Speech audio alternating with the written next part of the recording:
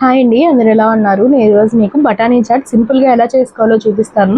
మనం పానీపూరికి వాడే మసాలా కూడా ఇదేనండి. నేను ఇక్కడ పొద్దున్నే బఠానీ నానపెట్టేసుకున్నాను. సాయంత్రానికి ఆ బఠానీని కడిగేసి కుక్కర్లో వేసి కొంచెం ఉప్పు కూడా వేసి ఒక 4 విజిల్స్ వేయించుకున్నాను. మెత్తగా అయిపోయింది.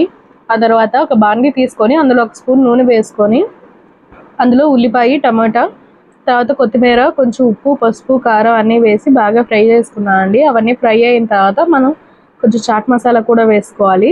అందులో ఇప్పుడు మనం ముందుగా ఉడికించి పెట్టిన బఠానీ కూడా వేసి మెత్తగా మెదుపుకోవాలి. ఆ తర్వాత కొరవ బఠానీ కూడా వేసేసి మొత్తాన్ని బాగా కలిపేసుకోవాలండి. మనకి ఏమన్నా ఉప్పు కారం తక్కువైతే ఇక్కడే వేసేసుకొని ఉడికించేసుకుంటే టేస్ట్ చాలా బాగుంటుంది.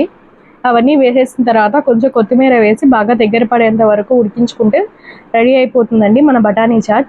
వీటిని నిమ్మకాయ, ఉల్లిపాయ, కొత్తిమీరతో సర్వ్ చేసుకుంటే చాలా బాగుంటుంది. Thank you so much for watching. Please like, share and subscribe to Janu life styles.